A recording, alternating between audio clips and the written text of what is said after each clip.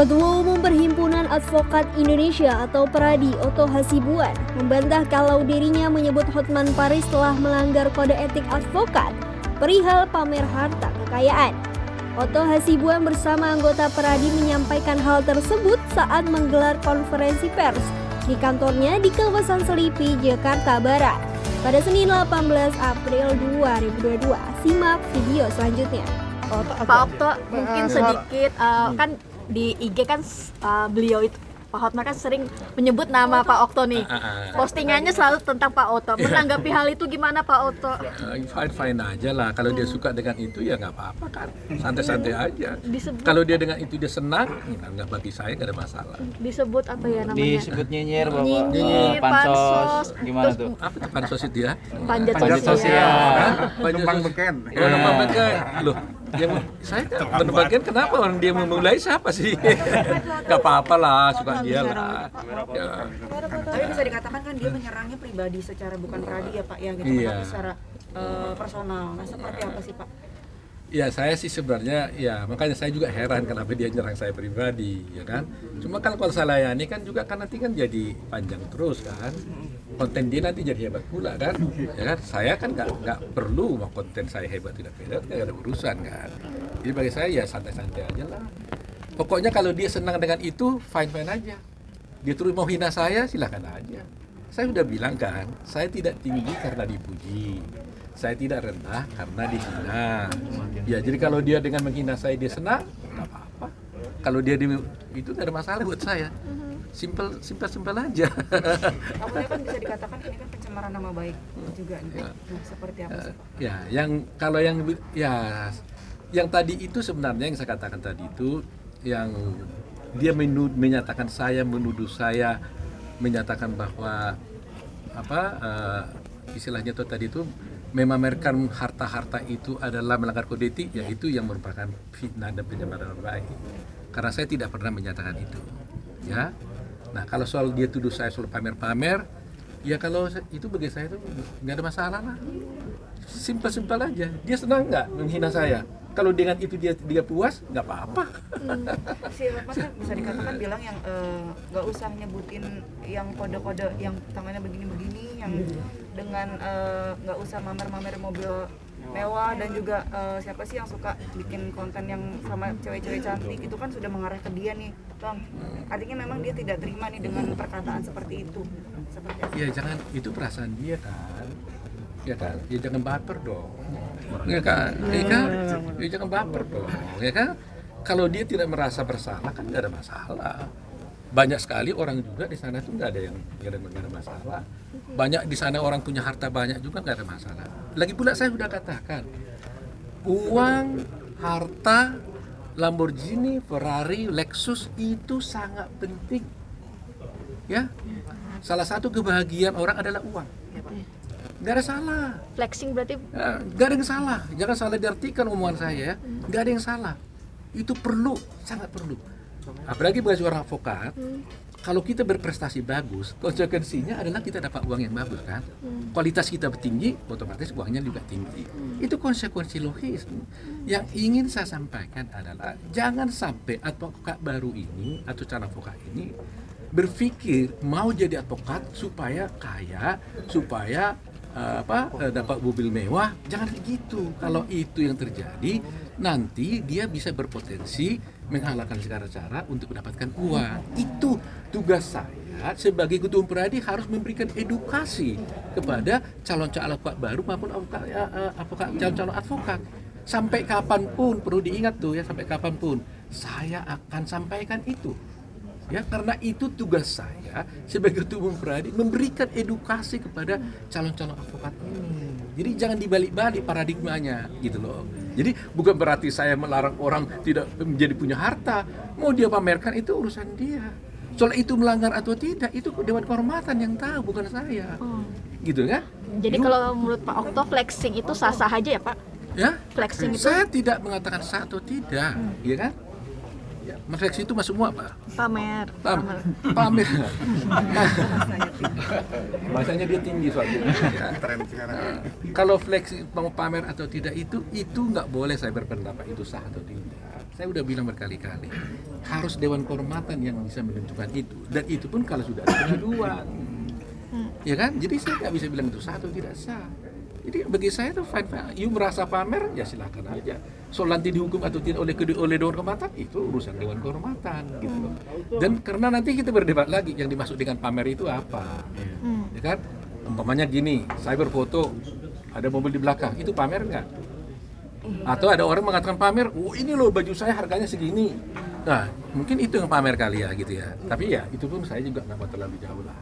Urusan pribadi orang. Tapi yang penting bagi saya, apakah pamer itu sah atau tidak, itu urusan Dewan Kehormatan, bukan urusan saya. Pak, bisa dikatakan ini artinya si Hotman sendiri bukan menjadi seorang panutan untuk para advokat atau calon advokat nih. Iya, pintar nih pertanyaannya.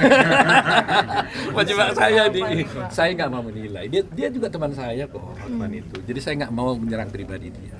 Ya, soal dia baik atau tidak baik, masyarakat yang menilai bukan saya. Tapi bagi saya dia tetap teman.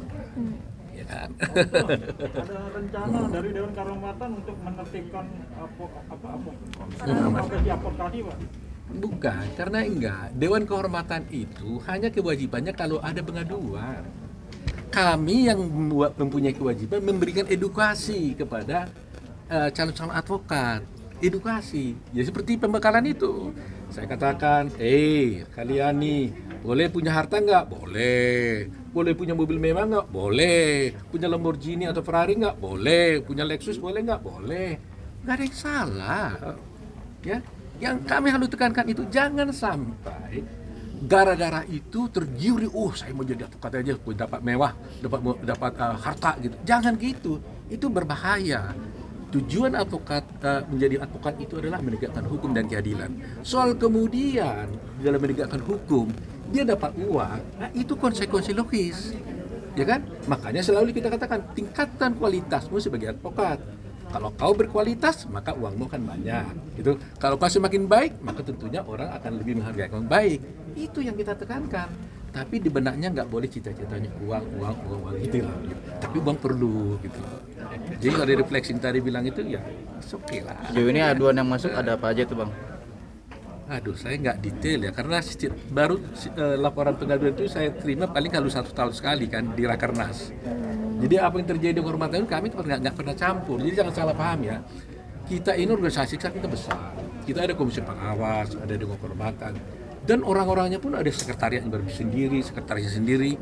Jadi apa yang terjadi di Dewan Kehormatan 1 tahun itu saya nggak pernah tahu itu.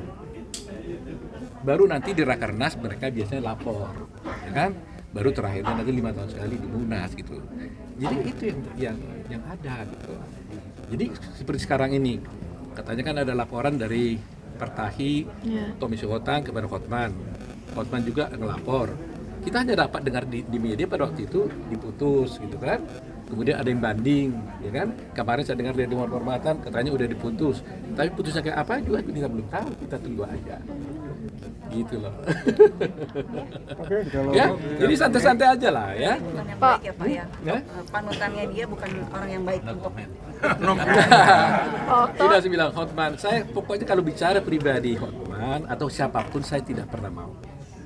Ya, saya tidak akan mau. Ya, itu nggak bagus lah. Jadi gimana pun kan kita teman sejawat, kan. Tapi komunikasi saat ini baik-baik aja Bang? Masih Ya, jalan? saya nggak pernah merasa ada hal yang buruk dengan dia. Sudah saya katakan, dia mau hina saya, mau kalian bilang tadi kan, sebarkan nggak apa-apa. Ya kan? Saya udah katakan, saya tidak rendah karena dihina, saya tidak tinggi karena dipuji. Ya kan? Lihat nih, Anda hina saya, begini juga. Anda puji saya, gini juga, nggak berubah gitu. Ya kan? Ya, saya kira nggak apa-apa. Pak Okto, ini kan makin panas. Ada yang mau disampaikan ke Bang Hotman, Pak Okto? Nggak ada masalah. Pokoknya dia mau kalau apa yang dia bikin senang silahkan aja. Kalau itu buat dia bahagia nggak apa-apa. Tapi sejauh ini percakapan dengan Bang Hotman berjalan baik atau tidak? Ya selama ini sih nggak ada masalah dengan dia sih, baik-baik aja sih, baik-baik aja, nggak ada masalah. Pak terakhir alasan beliau keluar itu sendiri apa sih Pak? Tanya Hotman dong.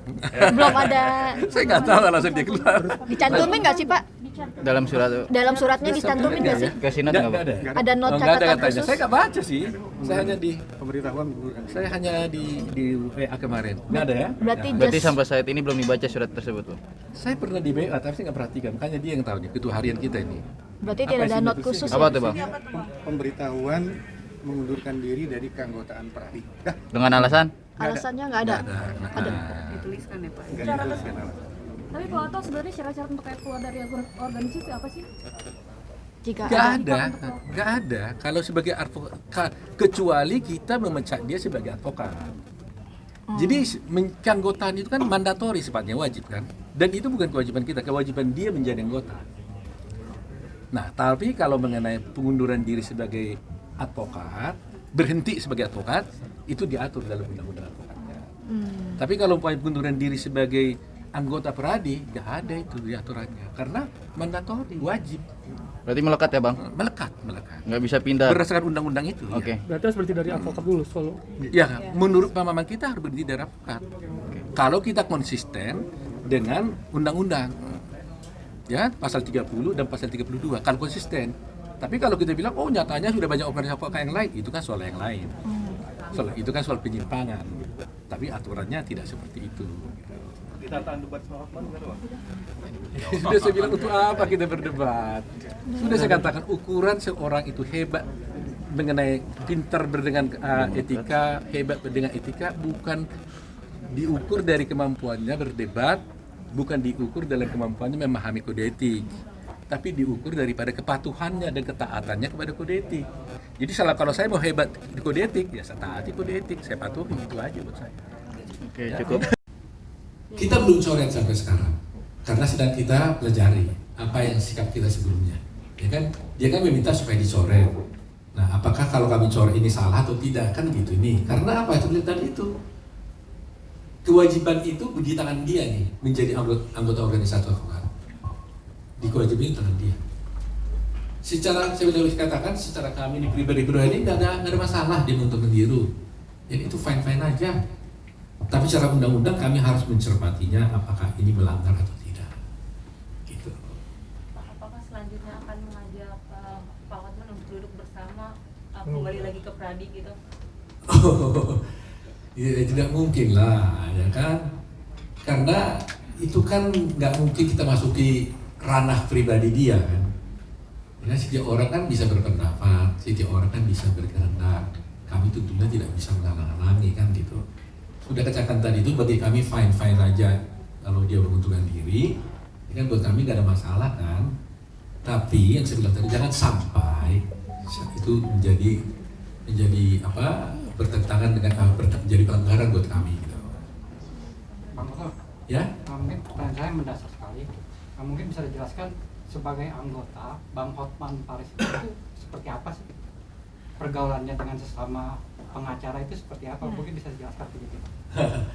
Ya kalau soal pergaulannya ya seperti Anda ketahui aja lah ya, saya kira ya itu kan semua nggak ada pendapat kami tentang itu karena anggota kami 60.000, bagaimana saya mengawasi itu apa tindakan orang lain, ya kan? Sepanjang tidak ada pengaduan ke Dewan Kehormatan, bagi kami tidak akan mencampuri kehidupan orang lain.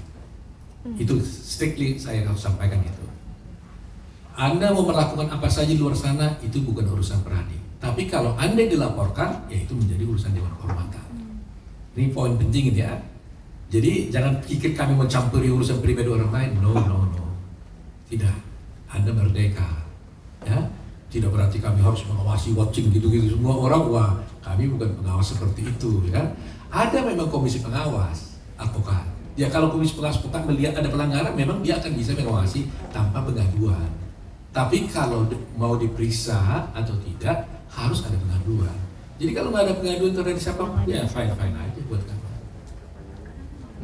Sejauh ini siapa yang sudah mengadukan Iya, Pak. Hotman ke Pradi?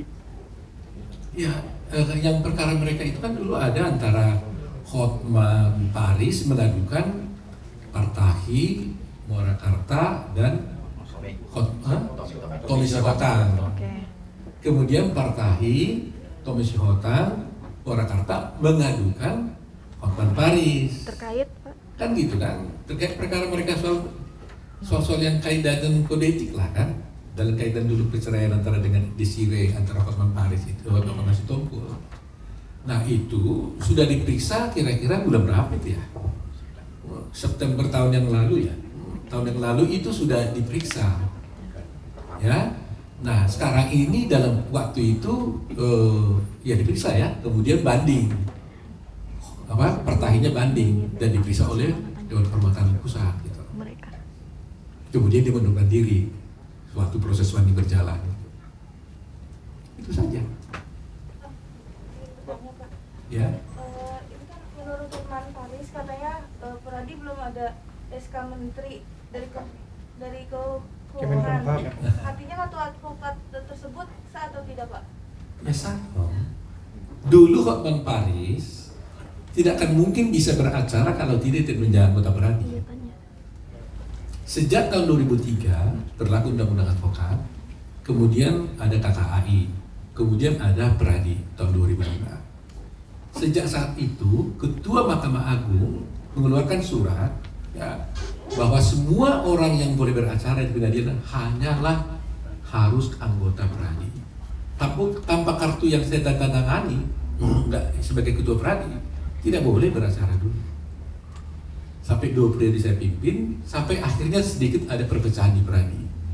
Kemudian Mahkamah Agung membuat surat surat nomor 73. Nah kenyataannya di luar Pradi ada yang boleh beracara. Kan itu persoalannya. Jadi kita tetap adalah Pradi, sah kita. Kalau tidak berarti selama ini dia nggak sah dong Hotmannya selama ini. Bagaimana dia nggak sah? Dari dulu anggota kita, bahkan dulu pernah jadi pengurus Pradi. Wakil Ketua Umum dulu. Kenapa dia bilang tidak sah? Ya kan? Pengesahan dari Menteri Kehakiman itu kan hanya badan hukum, bukan legalitasnya Pradi sendiri. Apalagi sekarang ini sudah ada putusan Mahkamah Agung menyatakan kita lah yang sah. Ada putusan Mahkamah Agung kemarin itu di tempat perkara menyatakan munas yang dilakukan oleh saudara Fauji dan Thomas Pradi kita itu di Pekanbaru sah. Apalagi itu gitu. Prof, maaf. Untuk status hukum dari advokat yang mengundurkan diri dari organisasi Pradi itu seperti apa, Prof? Status hukum dari advokat yang mengajukan pengunduran diri pada organisasi. Nah itulah yang sekarang ini mau kita kaji gitu. Karena nggak ada mekanismenya itu. Mekanisme di dalam undang-undang advokat itu adalah apabila orang itu mengundurkan diri sebagai advokat. Nah, kalau sebagai organisasi advokat itu dia wajib menjadi anggota. Ini wajib loh. Jadi sekarang ada kewajiban yang harus ditaatinya, sekarang dia melanggar kewajiban itu. Nah, ini menjadi persoalan kan? Bagaimana kalau seorang advokat melanggar kewajiban hukumnya, apa yang harus dilakukan? Apa resikonya buat dia? Nah, kami harus kaji dulu gitu loh. Tapi saya katakan lagi, secara pribadi dia mau keluar nggak ada masalah. Tapi kami tidak mau salah dengan menyatakan is okay atau not okay. Jangan sampai salah melanggar undang-undang, itu aja.